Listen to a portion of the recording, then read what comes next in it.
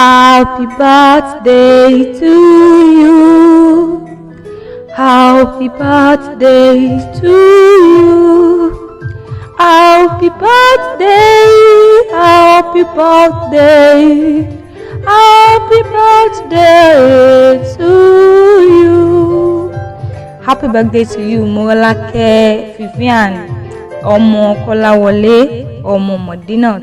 Long life and prosperity. Morolake Vivian tí ṣọjọ́ òbí lò ní gbéra nílẹ̀ ojúmọ́ tí mọ́. Ọmọ Kọ́láwọlé ṣe bí wọ́n ní kéésì gbéra zọ ọmọ Modinat gbéra nílẹ̀ òkú ọdún. Àṣeyíṣà mọ́dún ọdún ayọ̀ ló mọ̀ ṣe ọdún dùnú. Morolake bẹ́ẹ̀tì ẹ̀ bá ń jẹ́ ọmọ mọ́mì kan òní ní ṣọjọ́ bí rẹ̀ mo ṣe súré wá bí. Precious ló ní kí n pè é bí ológun ẹ̀rọ. Precious ní kí n pè é bí ọlọ́gbọ́n ìwọ ọba.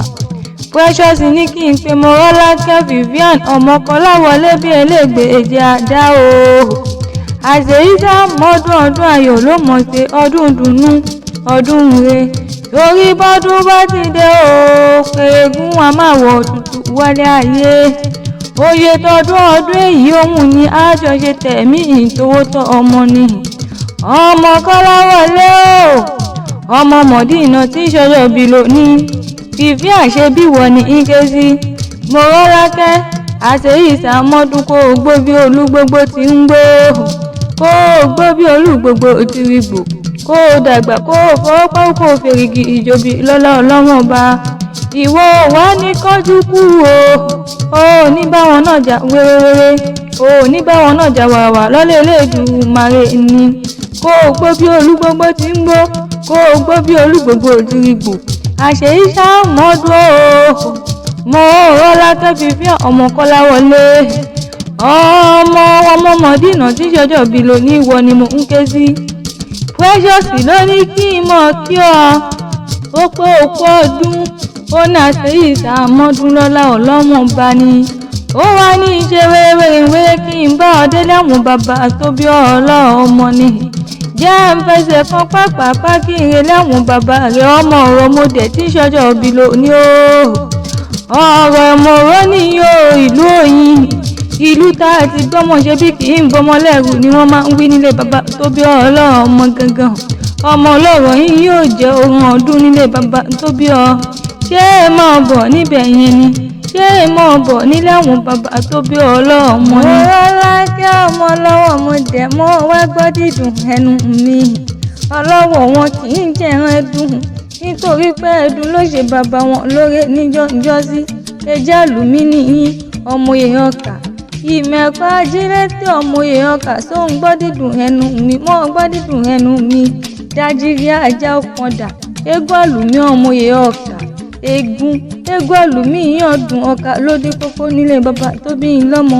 Ìyàn ọ̀bàrà fún nínú òkun ọkà abarapá ìpa ni wọ́n pélé bàbá tó bí ọlọ́mọ. Ọlọ́pọ̀dà ṣe mẹ́kọ̀ọ́ dání. Bẹ́ẹ̀ bá mẹ́kọ̀ọ́ dání ẹ lọ rèé yè kúrú ọmọ àfihù nọlẹ̀ nígbàlẹ̀. Bí bàbá yín bá fi gbó ṣeré wọ́n sì fi gbẹ́sẹ̀ gbòòrò níhìn.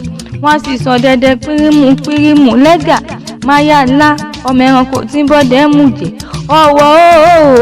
Ọ̀wọ́ ọmọ àdàgbà jálè mú rè. Ọmọ dákú àdá ọmọ dàkú àdá ọmọ dàdàkú àdá ni wọ́n kílé bàbá tó bí yín lọ́mọ. Ọmọ àdá sánkò títí àdó òmòrèrè oko jẹ nílé bàbá ẹ̀yìn gangan. Àdá jiyàn kóbì ẹni tí kò bá kó gbalẹ̀. Àdá tó kò dé àdá sùn gbọ́n gandan nílé bàbá tó bí yín lọ́mọ.